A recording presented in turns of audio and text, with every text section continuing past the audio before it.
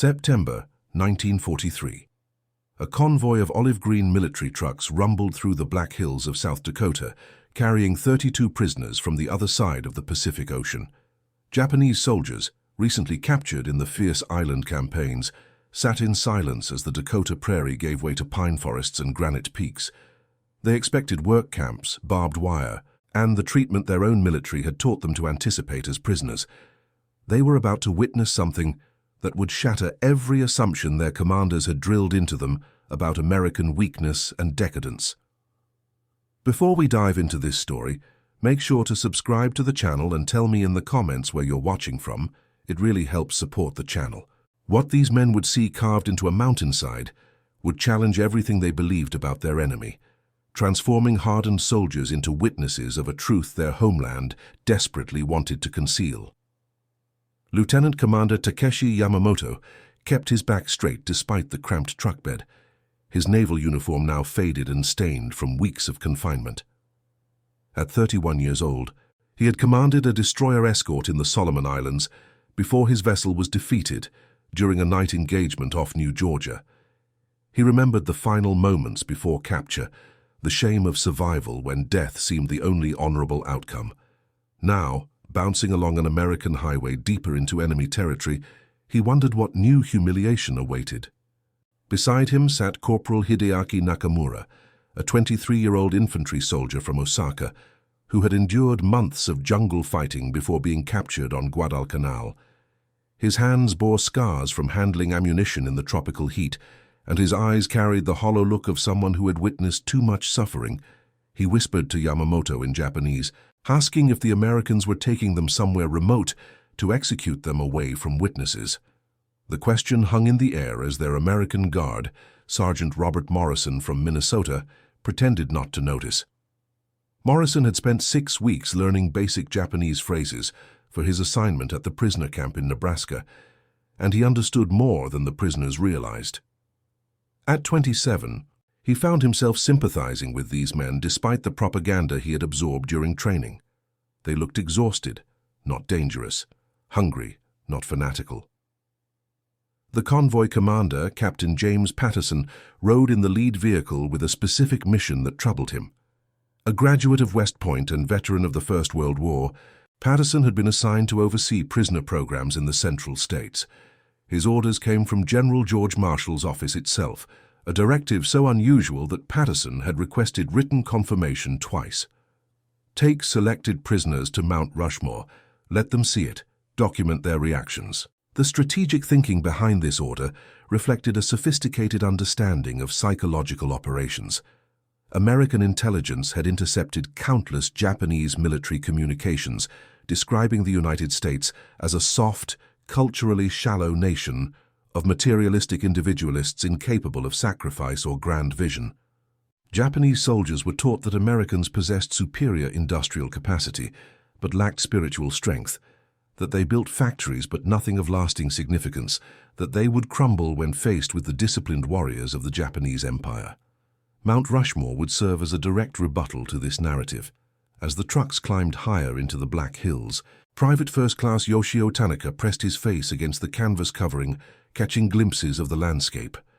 At just 19 years old, he was the youngest prisoner in the group, captured during his first combat deployment. He had grown up in rural Hokkaido, raised on stories of American weakness and Japanese destiny.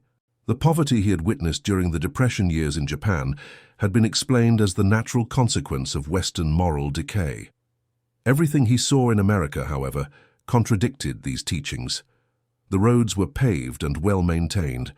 The farms they passed looked prosperous, with equipment and livestock that would have seemed luxurious in Japanese villages.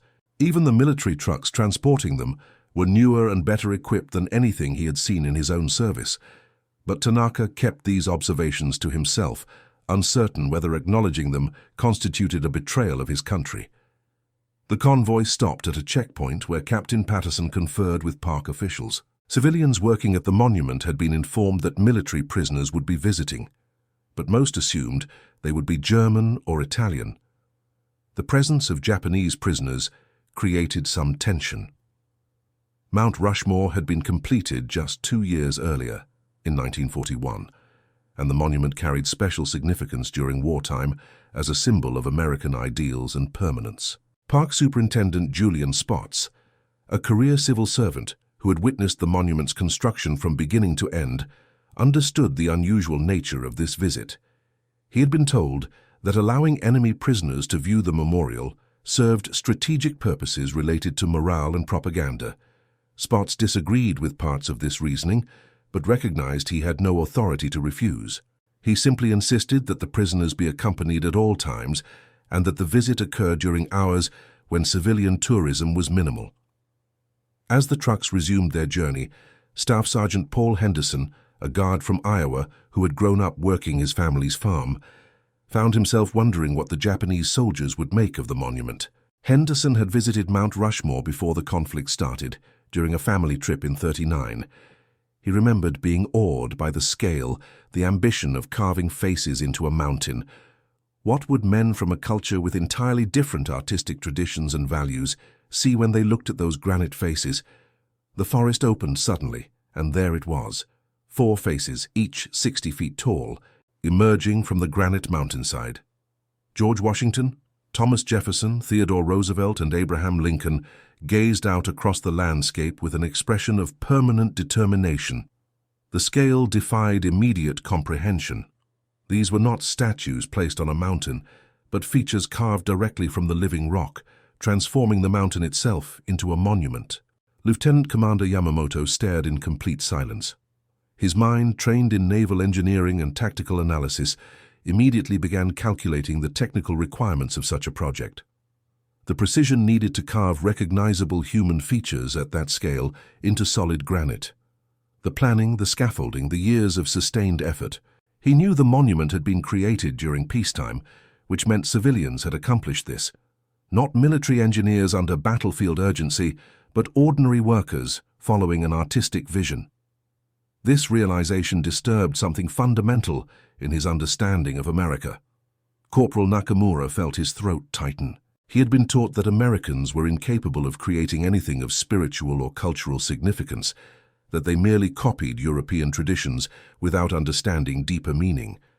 But the faces emerging from that mountain carried an undeniable power. They represented something permanent, something that would outlast the men who carved them by centuries.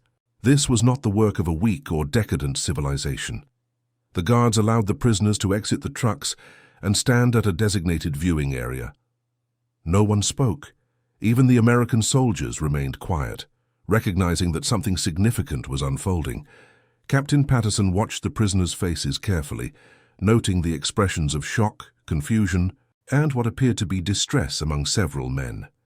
Sergeant Morrison approached Yamamoto, who stood apart from the other prisoners, his officer's bearing still evident despite captivity. Morrison spoke in halting Japanese, asking what the lieutenant commander thought of the monument. Yamamoto replied in precise English, startling Morrison. He explained that he had studied at the Merchant Marine Academy in Kobe, where English instruction was mandatory. Then he said something that Morrison would later include in his official report. "We were told that Americans only built factories and ships," Yamamoto said quietly, "that you had industry but no soul, that you could manufacture weapons but could not create anything that would endure beyond the next quarterly profit statement. This," he gestured toward the mountain, "contradicts those teachings." Morrison asked what Yamamoto meant by contradicts. The lieutenant commander chose his words carefully.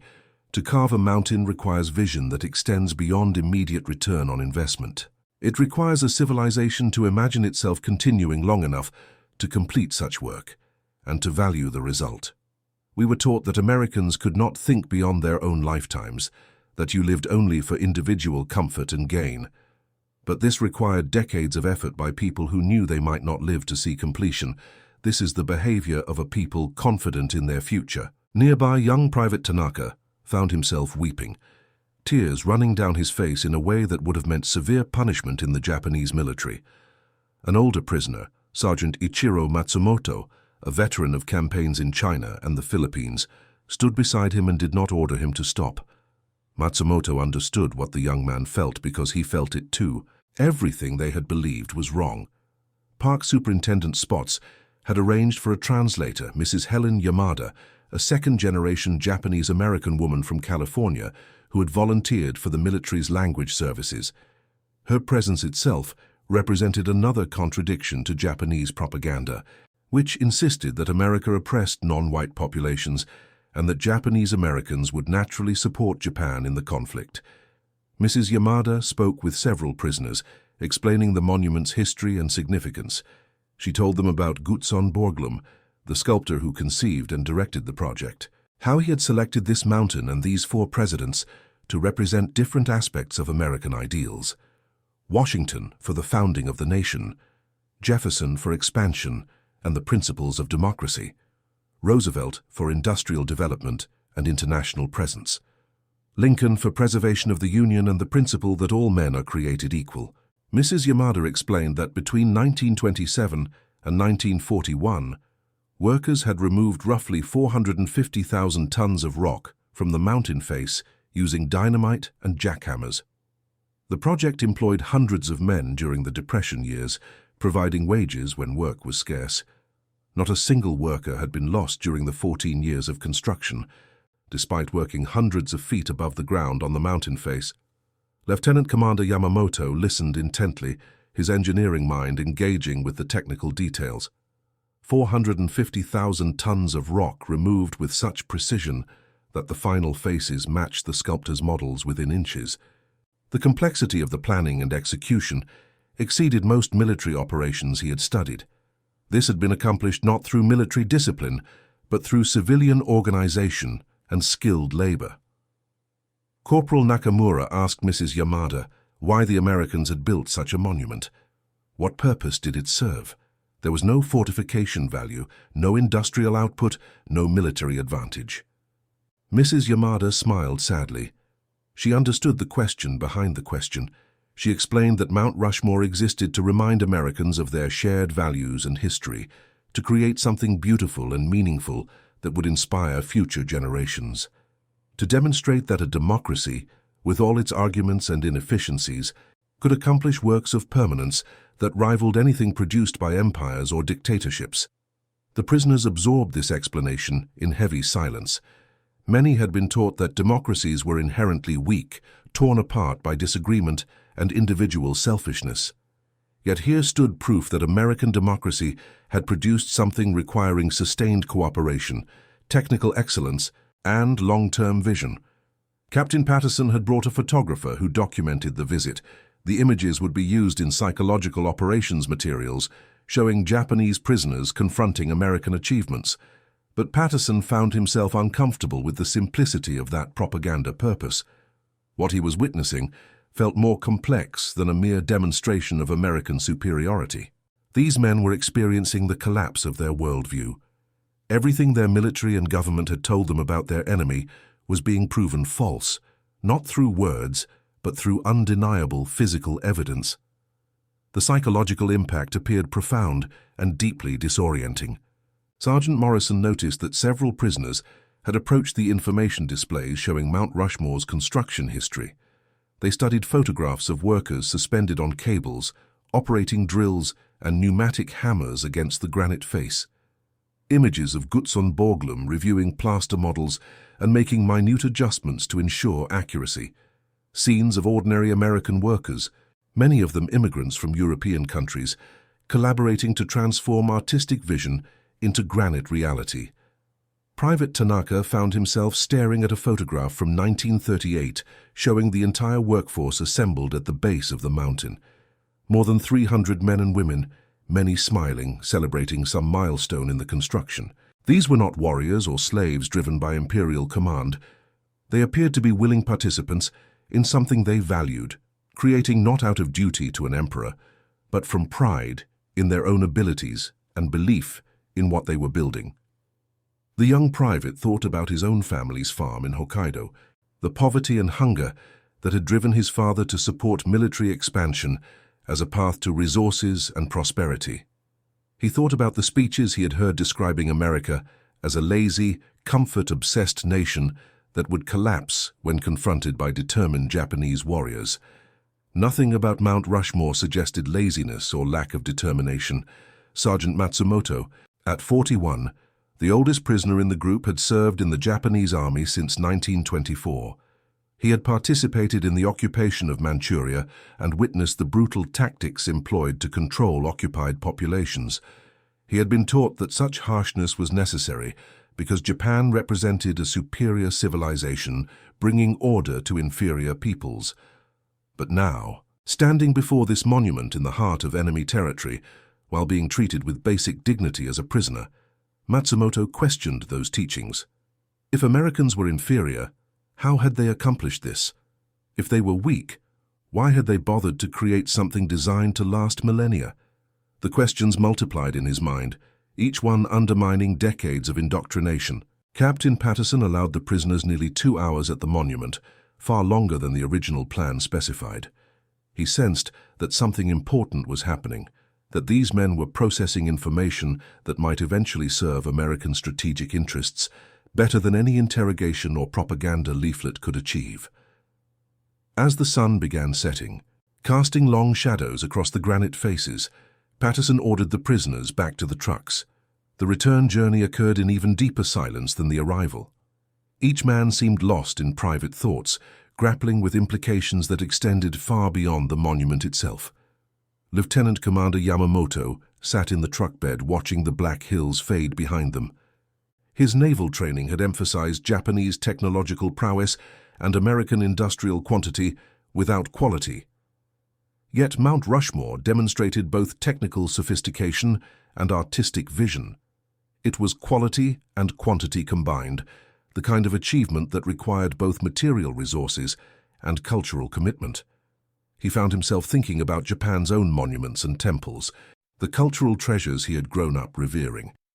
He had always been taught that such achievements proved Japanese superiority, but if America could create Mount Rushmore, what did that suggest about other American achievements he had dismissed?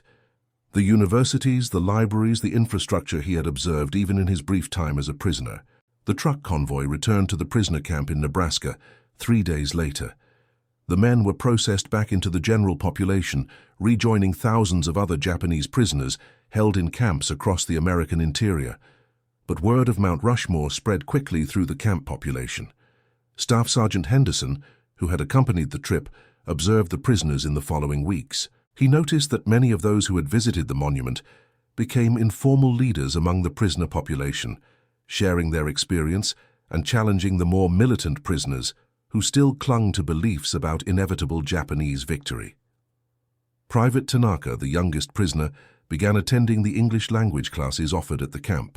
He requested books about American history and spent his limited free time reading about the founding fathers whose faces he had seen carved in granite.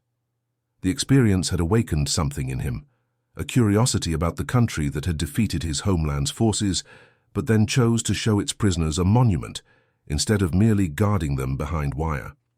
In December of '43, Captain Patterson submitted a detailed report about the Mount Rushmore initiative to Army intelligence. He noted that the psychological impact appeared significant and recommended expanding such programs. Rather than simply holding prisoners until the conflict ended, Patterson argued, the United States could demonstrate American values and achievements in ways that might influence prisoners' thinking about the conflict and its causes. His recommendations were implemented. Throughout '44 and '45, additional groups of Japanese prisoners were taken to Mount Rushmore. Others were shown the Grand Coulee Dam, a massive hydroelectric project in Washington state that demonstrated American engineering capabilities. Some visited American factories and witnessed production scales that contradicted everything they had been told about American industrial limitations. The impact became evident in prisoner camp dynamics. Tensions emerged between those who maintained belief in Japanese propaganda and those whose direct observations had convinced them otherwise. Camp administrators reported increased cooperation from prisoners who had participated in these viewing programs. Many became more willing to assist with agricultural work, camp maintenance, and even intelligence gathering about Japanese military capabilities. Lieutenant Commander Yamamoto became one of the most cooperative prisoners in the Nebraska camp system. He provided detailed technical information about Japanese naval operations, not from coercion, but from a genuine belief that ending the conflict sooner would save lives on both sides. In his statements to interrogators, he frequently referenced Mount Rushmore as the moment he realized that American victory was inevitable because it represented a civilization with both material resources and cultural staying power. When the conflict ended in August 1945, the American government faced the enormous task of repatriating hundreds of thousands of Japanese prisoners. The process would take years. During this period, some prisoners, including Yamamoto, requested permission to remain in the United States. These requests were generally denied, but the fact that they were made at all spoke to the transformation many prisoners had experienced.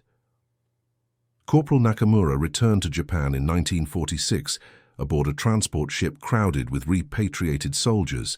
He found his hometown of Osaka devastated by firebombing, his family's home destroyed, and the entire nation struggling with occupation and reconstruction. In the years that followed, Nakamura rarely spoke about his time as a prisoner, but when he did, he always mentioned Mount Rushmore. He would tell his children and later his grandchildren about the moment he realized that everything the military government had taught him was false. He described standing before those granite faces and understanding that he had been sent to fight a conflict based on lies about the enemy.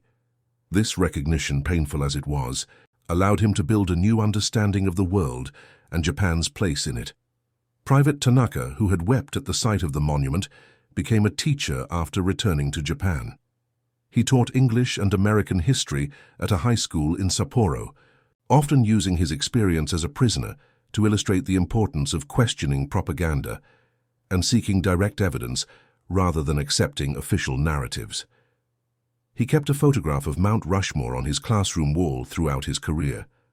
Sergeant Matsumoto, the oldest prisoner in that first group, struggled more than the others with reconciling what he had witnessed.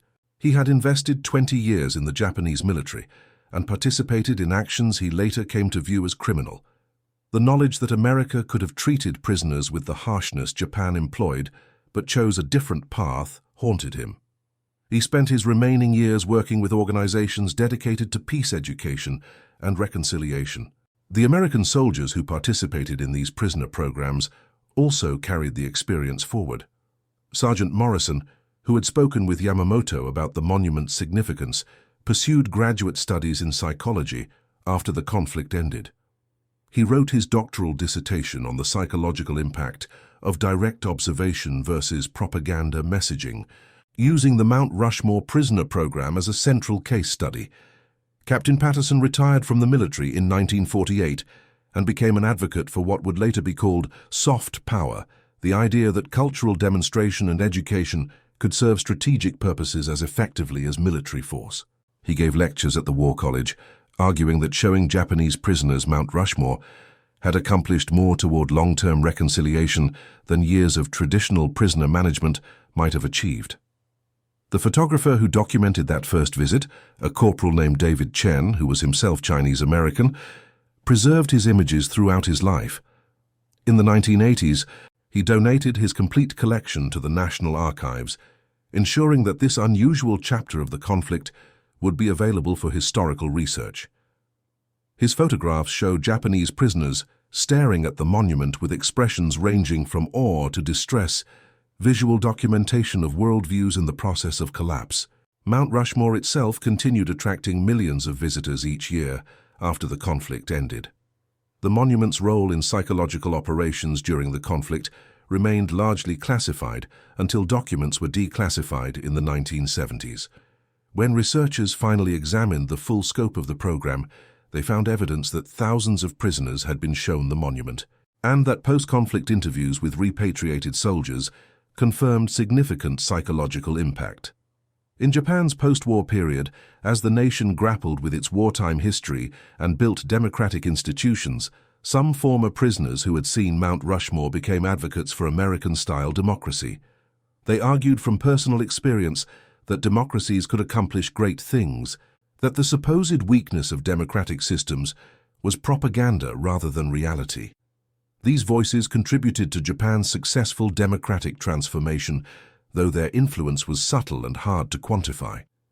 The strategic thinking behind showing prisoners Mount Rushmore reflected sophisticated understanding of psychological warfare. American planners recognized that contradicting enemy propaganda through direct evidence was more effective than counter-propaganda messaging. Soldiers who had been taught that Americans built nothing of cultural significance could not dismiss a mountain carved with presidential faces. The evidence was literally monumental, impossible to explain away or rationalize within the framework of Japanese propaganda. This approach also reflected American confidence. Showing enemy prisoners a national monument during an ongoing conflict suggested that the United States felt no threat from allowing enemies to witness American achievements. It projected strength through openness rather than through concealment, another subtle message about differing values between the combatants. Lieutenant Commander Yamamoto eventually became a successful maritime shipping executive in post-war Japan. Before his passing in 1992, he gave an extended interview to a historian researching Japanese prisoners in America. He spoke about Mount Rushmore and its impact on his thinking. Until that moment, Yamamoto explained, "I believed what I had been taught about American materialism and cultural shallowness. The monument forced me to recognize that I had been deceived, that the entire foundation of the conflict was built on false premises about both Japanese superiority and American weakness. This was not a comfortable realization. It meant confronting the fact that I had fought for lies, that my comrades had perished for a cause based on systematic deception." He paused in the interview, then added, "But it also freed me to think clearly about the future. Once I accepted that I had been deceived about America, I could question other deceptions." This eventually led me to support democratic reforms in Japan and to dedicate my career to building peaceful commercial relationships between our nations. Mount Rushmore did not just change my view of America. It changed my entire framework for understanding the world. The experience of Japanese prisoners at Mount Rushmore represents one of countless small moments during the conflict that contributed to larger historical transformations. No single visit to a monument changed the outcome of the conflict or determined post-war relationships. But collectively, these moments of recognition, when carefully constructed propaganda collided with undeniable reality, helped prepare both Japanese soldiers and American personnel for the reconciliation that would follow. Today, Mount Rushmore continues to attract visitors from around the world, including many from Japan.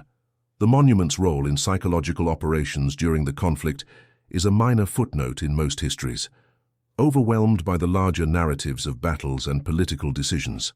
Yet for those prisoners who stood before it in the 1940s, and for their families who inherited their stories, the monument represented something profound. It was evidence that their government had lied to them about the fundamental nature of their enemy. It was proof that democracies could accomplish great works. It was a glimpse of values different from those they had been taught to respect. And for some, it was the beginning of a personal transformation that would shape their post-war lives and influence Japan's democratic future. The granite faces still gaze across the South Dakota landscape, weathering at a rate of just 1 inch every 10,000 years. They will outlast the conflict that brought those prisoners to see them. They will outlast the men who carved them and the men who witnessed them as prisoners. This permanence, this confidence in an enduring future, was perhaps the monument's most powerful message to soldiers who had been told that American civilization was weak and temporary. They came expecting to witness American weakness. Instead, they confronted evidence of American strength, expressed not through brutality but through art and vision. This contradiction between expectation and reality created cognitive dissonance that some prisoners could not resolve within their existing worldview. For those who could, the resolution often involved fundamental reconsideration of everything they had believed about the conflict and its purposes. And that concludes our story. If you made it this far, please share your thoughts in the comments. What part of this historical account surprised you most? Don't forget to subscribe for more untold stories from World War II and check out the video on screen for another incredible tale from history. Until next time.